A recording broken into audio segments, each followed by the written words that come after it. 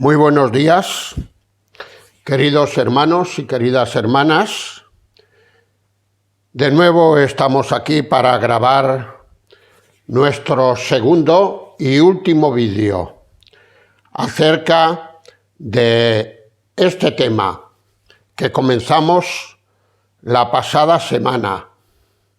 Habíamos basado nuestro tema en dos ejemplos bíblicos: cómo Dios cuidó y protegió al pueblo de Israel en su travesía en el desierto, porque Él se lo había propuesto así: el que comenzó en vosotros una buena obra, la perfeccionará, la llevará a feliz término, como destacábamos. Luego habíamos entrado en la persona de Elías, reduciendo toda una colectividad, como era el pueblo de Israel, a una sola persona de ese pueblo, Elías. Y habíamos visto 5 intervenciones de la providencia y de la misericordia de Dios en el ministerio de Elías. Pero claro, ya sabéis que uno de mis defectos, algunos me dicen peculiaridades muy personales. Bueno, sea como sea. Una de mis peculiaridades es que sobre la marcha, tal como voy hablando, voy pensando. Y me vienen a la mente en ese momento otras cuestiones que no tengo preparadas. Y eso hace que en algunas ocasiones meta la pata, porque claro, eso no estaba preparado. Quizá, si queréis, para los más exigentes, algo así hice el día pasado, aunque creo que no es tanto meter la pata, sino hacer una necesaria puntualización. Cuando yo hablaba de Elías, destacaba, según primer libro de Reyes 18:2, que el hambre era grave en Samaria, y lo estuve demostrando con muchos ejemplos. Y dentro de esta demostración, yo decía, y esto no lo tenía pensado decir, de que incluso la carne de asno se vendía a precios desorbitados y se practicaba el canibalismo, y lo tenía muy claro que esto era así. Pero claro, esto se lo apliqué a Elías. Y esto resulta que luego, repasando el vídeo, está en relación a Eliseo, su sucesor. Es en el mismo lugar, Samaria Elías y Samaria Eliseo. Segundo libro de Reyes, capítulo 6 y versículo 24, este es el botón correcto. Dice que hubo una gran hambre en Samaria.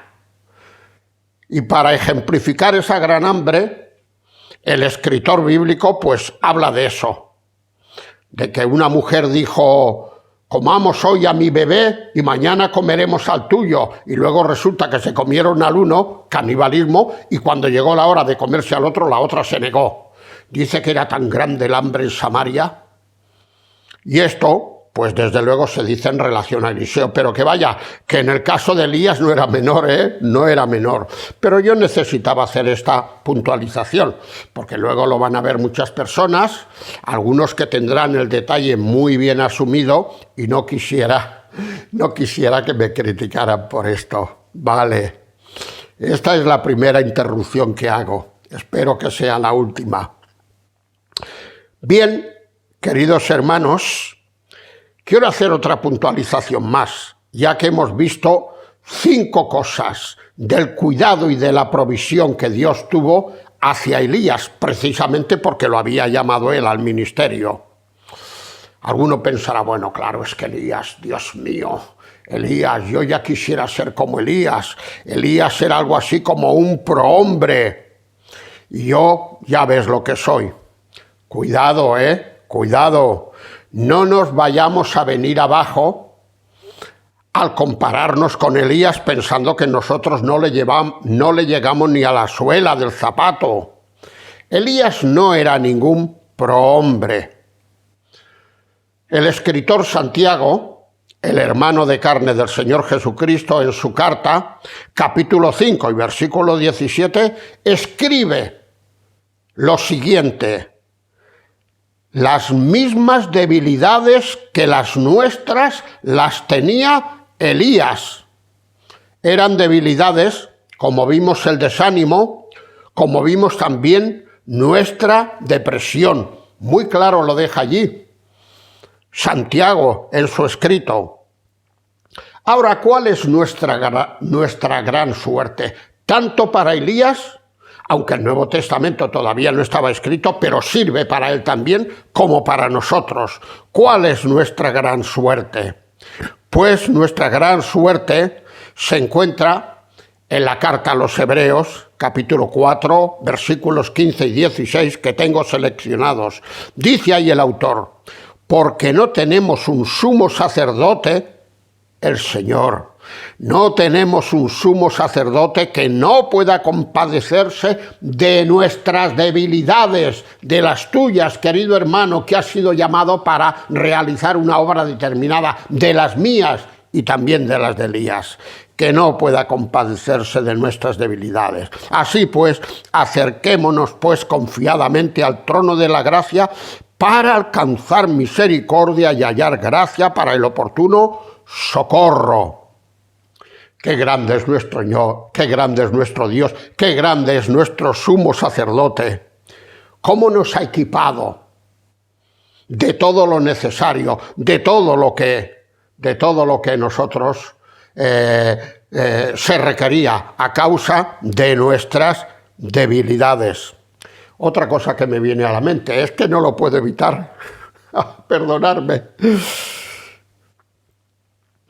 El Señor Jesucristo, nuestro sumo sacerdote, necesitaba pasar por esta tierra. Necesitaba saber lo que es la incomprensión, necesitaba saber lo que es la traición, incluso de los suyos.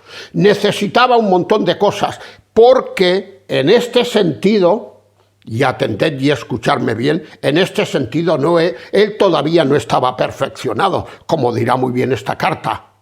Le faltaban estas experiencias en su bagaje, pero ahora, después de haber pasado por estas experiencias, está en el cielo como abogado, como sacerdote nuestro. Y cuando nosotros vamos y le decimos: Señor, es que mi carne es débil, es que mira lo que me ha pasado, Él nos puede entender porque antes ha pasado por nuestras mismas experiencias, aunque en su caso sin pecado. Qué grande es el Señor, cómo hace las cosas tan bien como las hace. Gracias, Señor, por haber venido a esta tierra, porque fuiste equipado para saber lo que eran estas cosas. Y aunque tú no las experimentaste a nivel de pecado, sí que las puedes comprender ahora. Muchas gracias, Señor.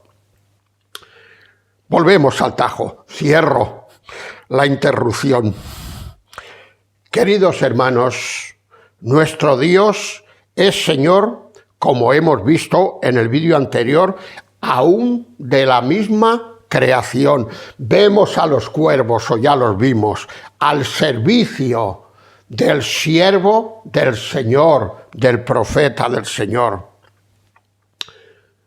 Cuando vamos al profeta Ageo, Dios allí tiene que entrar en juicio y disciplina con aquel pueblo, porque es un pueblo que no ha cumplido con su obligación, ha dejado parado la obra de Dios en el templo. El material se lo ha llevado a su casa, se lo ha robado a Dios, maderas artesonadas, y se ha hecho más lujosa su propia casa cuando el material era de Dios. Y Dios está muy enfadado con él. Y le dice en este capítulo 1 y versículo 11 que voy a leer, dice Dios: yo llamé la sequía sobre esta tierra y sobre los montes, sobre el trigo, sobre el vino, sobre el aceite, sobre todo lo que la tierra produce, sobre los hombres y sobre las bestias y sobre todo trabajo de manos. No he dejado, como diríamos ahora, títere con cabeza. He llamado a todo, a la lluvia, a los vientos, a la sequía, y os la he enviado para que reaccionéis, como así hicieron ellos, para que os deis cuenta que lejos de mi voluntad os espera un mal futuro. Una puntualización. Queridos hermanos, Cuando Elías, es muy importante esta puntualización, cuando Elías pasó por necesidad, ni él recurrió al pueblo de Dios, y aquí tenemos pautas a seguir, tenemos pautas a seguir, ni él recurrió al pueblo de Dios, ni el pueblo de Dios le sustentó, ni una cosa ni la otra. Así que es lo que hizo. Lo que hizo fue acudir al Dios que le había mandado, al Dios que lo había llamado. No eres tú el que me has llamado y el que me has mandado, pues tuya es la responsabilidad. Te dejo el problema a ti, soluciónalo tú. Y este fue el único, el Señor que le había mandado, que le envió sustento. Lo cual tengo que hacer una puntualización, que no se me interprete tan bien mal, lo cual no quita que Dios use también y periódicamente, ¿verdad que sí?, para ello, al pueblo de Dios. Son cosas no contradictorias, son complementarias. Alguien, cuando yo salí a la obra, bueno, lo puedo decir porque aún está vivo, y como es una cosa que más bien habla a favor de él, no en contra, lo puedo decir, fue Joan Galcerá, el anciano actual de la iglesia en calle Hierbabuena. Él me daba consejos, como don Eric, como otros, y un día aquí, ahí, precisamente ahí, estaba aquí con nosotros comiendo porque vino a predicar y me dijo: Marcelino, tú acabas de aterrizar en este mundo y yo te voy a dar un consejo. Bueno, me dio varios, pero uno de ellos fue este: cuando tú tengas necesidad de algo, el camino más corto es Dios. No es los hombres ni otras cosas, es Dios. Por lo tanto, ya sabes lo que tienes que hacer. Y durante estos 33 años he intentado seguir su consejo. Cierro el paréntesis.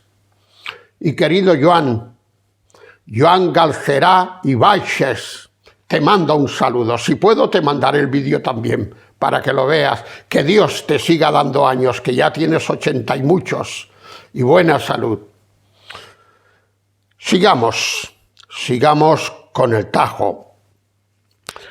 Estaba diciendo de que Dios también usa a las iglesias, al pueblo de Dios. Leemos en Filipenses 4. Sin embargo, bien hicisteis en participar conmigo. Y sabéis también vosotros que al principio de la predicación del Evangelio ninguna iglesia participó conmigo en razón de dar y recibir, sino vosotros solo, pues a una Tesalónica me enviasteis una y otra vez para mis necesidades. Son cosas complementarias, pero no olvidemos de transitar por el camino más corto. Pidámoselo directamente a Dios y Dios ya obrará. Tengo un ejemplo que no me voy a enrollar ahora en mi suegro, quien fue también obrero. Y él se encontró con más necesidades que nosotros porque eran otros tiempos. Y muchas veces oraba por la comida que no tenían en casa. Me lo ha contado a mi esposa. Y a lo mejor en el mismo momento más tarde alguien picaba la puerta y les llevaba comida. Pero él nunca abrió la boca. Bueno, sí que la abrió para pedirle a Dios directamente. Este es el camino más corto. Cierro la nueva interrupción. Estando convencido, estando persuadido de esto, dirá Pablo en Filipenses 1:6, que el que comenzó una buena obra, la que sea, da igual, la perfeccionará, se comprometerá con ella hasta el día de Jesucristo. Estamos viendo o estamos presentando a un Dios real, a un Dios que responde siempre que sea Él el que nos haya llamado a la obra. Hay que hacer aquí una puntualización, y es que este compromiso de parte de Dios no nos garantiza de que todo vaya a ser un camino de rosas, que siempre estemos siendo acompañados por Él. Pero lo que sí que nos garantiza es que llegaremos hasta el final acompañados por Él. Aquí viene el acompañados por Él, no antes cuando lo he dicho.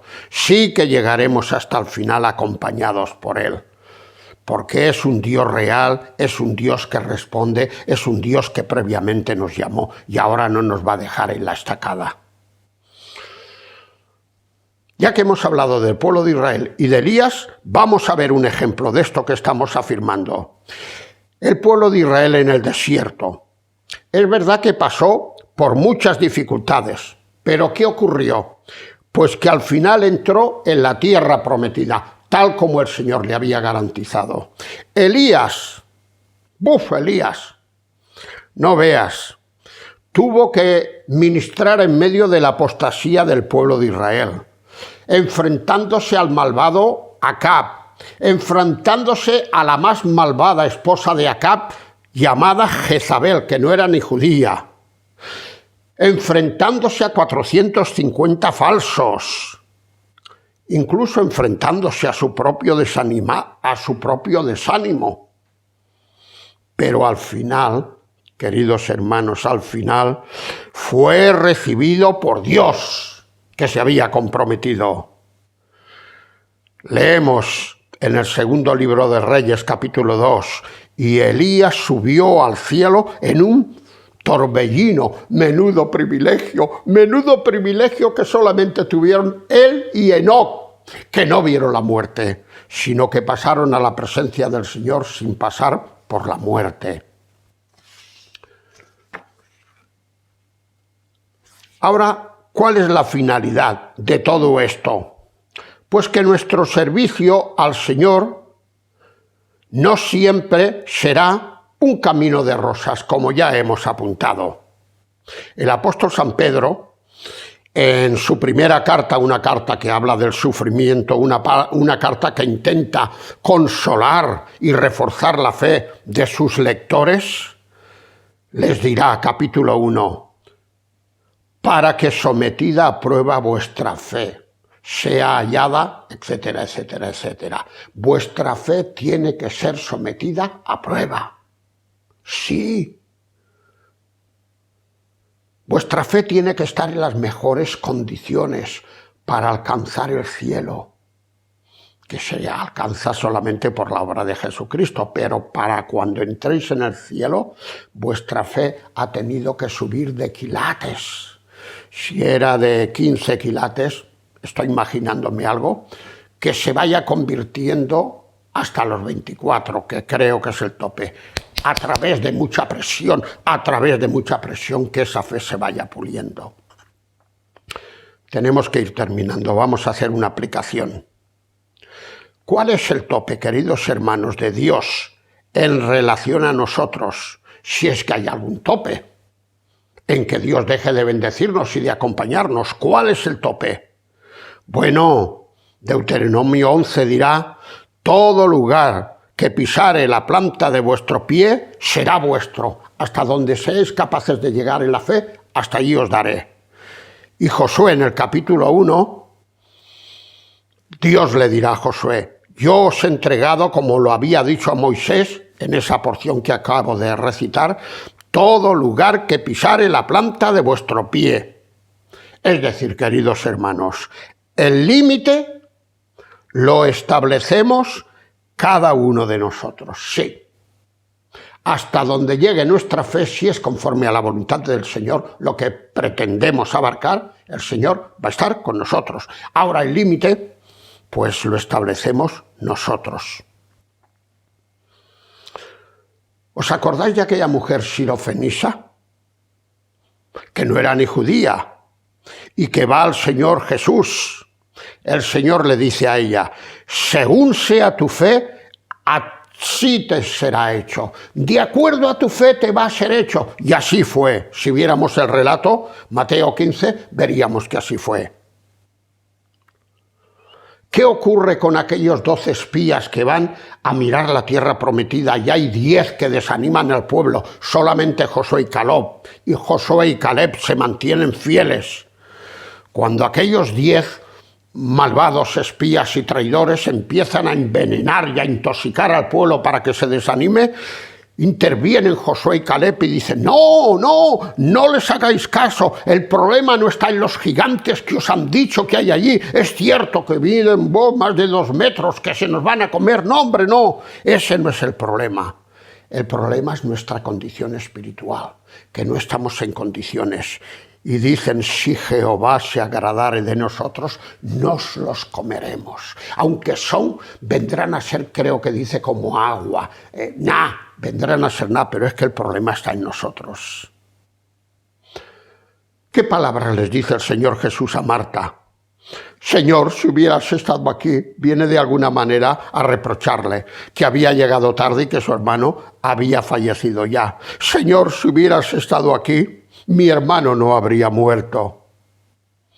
Y el Señor le responde, ¿no te he dicho que si crees verás la gloria de Dios? Marta, si tú crees vas a ver la gloria de Dios. Y claro que creyó, como su hermana María, y vieron la gloria de Dios en la resurrección de su hermano posteriormente. Una máxima escritural, queridos hermanos, o querido hermano o querida hermana, si tu llamado a la obra que estés realizando ha venido de parte de Dios, primero, Él solo se encargará de llevarlo adelante. No te preocupes.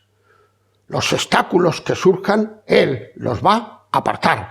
Y segundo, nada podrán hacer ni los hombres ni las circunstancias para detener tu ministerio.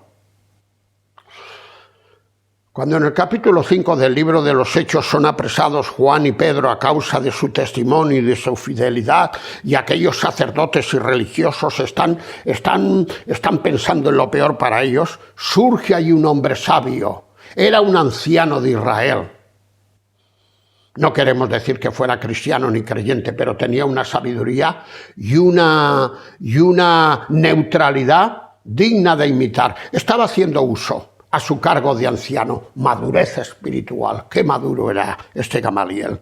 Y les dice, mirad hermanos, antes de este movimiento del cristianismo surgieron varios más y los cita, y todos se fueron abajo porque no venían de parte de Dios. Pero yo os doy un consejo, dejadlos, por favor, dejadlos.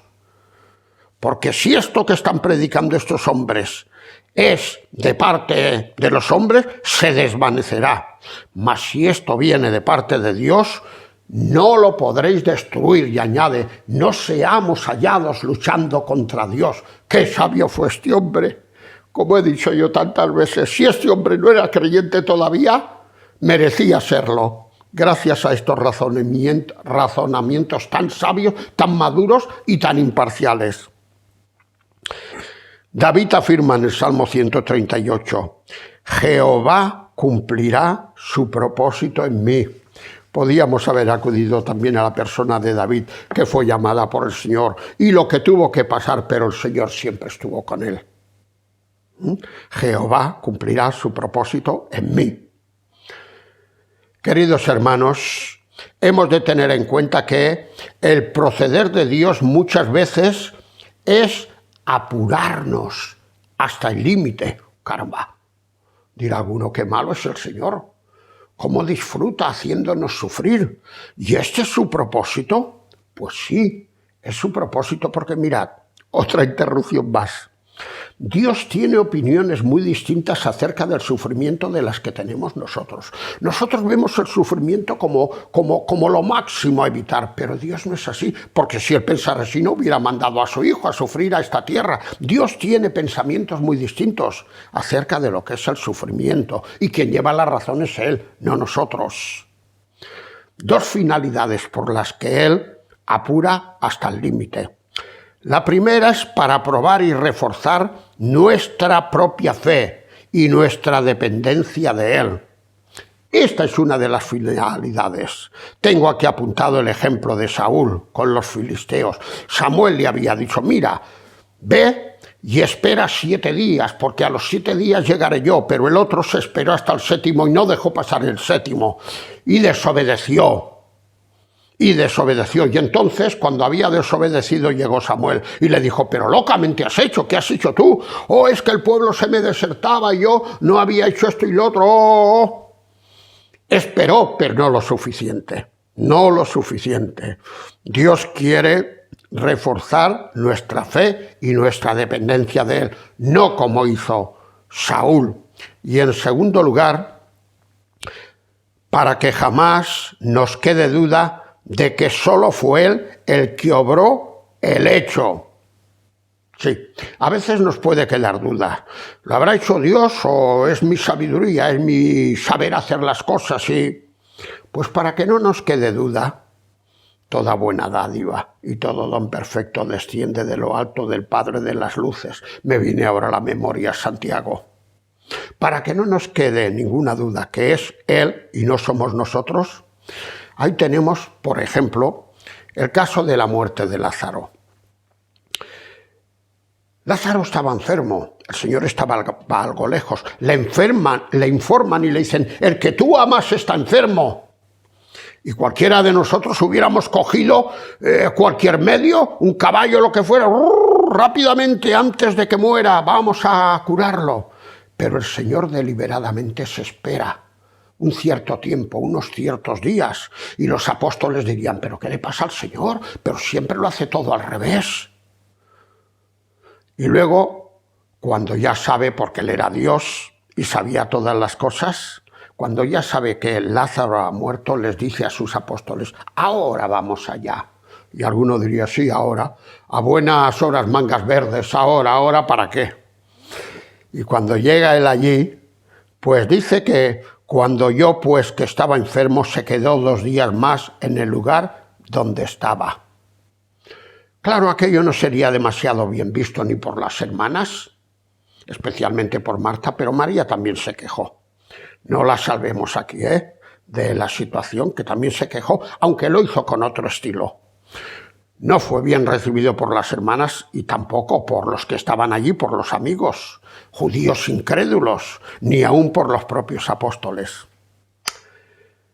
Tengo un vídeo grabado hace ya tiempo donde abordo este tema con todo lujo de detalles y allí pues hablo acerca de esto, reprochando al Señor. Sí, reprochando al Señor. Se llama este vídeo, que creo que son 3 o 4 vídeos seguidos, reprochando al Señor. Vamos terminando ya. En Éxodo capítulo 14, leo la versión antigua, cuando están a punto de cruzar aquel mar, Moisés les dice al pueblo, estáos quedos.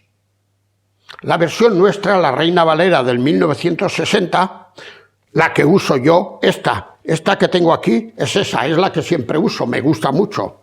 Pero claro, hay algunas puntualizaciones que me gustan más en la antigua. Esta es una de ellas, esta y otras. La versión antigua dice, estáos quedos. La nuestra dice, estáos firmes. Estáos firmes. Ahora a mí me gusta más, estáos quedos. Concentración,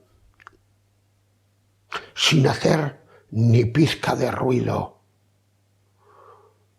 Orad al Señor. Esto lo añado por mi cuenta, pero estáos en silencio.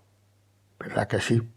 Ahora, queridos hermanos, aquí tenemos un llamamiento no a la pasividad. Bueno, no hay que hacer nada, las cosas ya vienen mal y ya se solucionarán por sí solas. No, no es esto.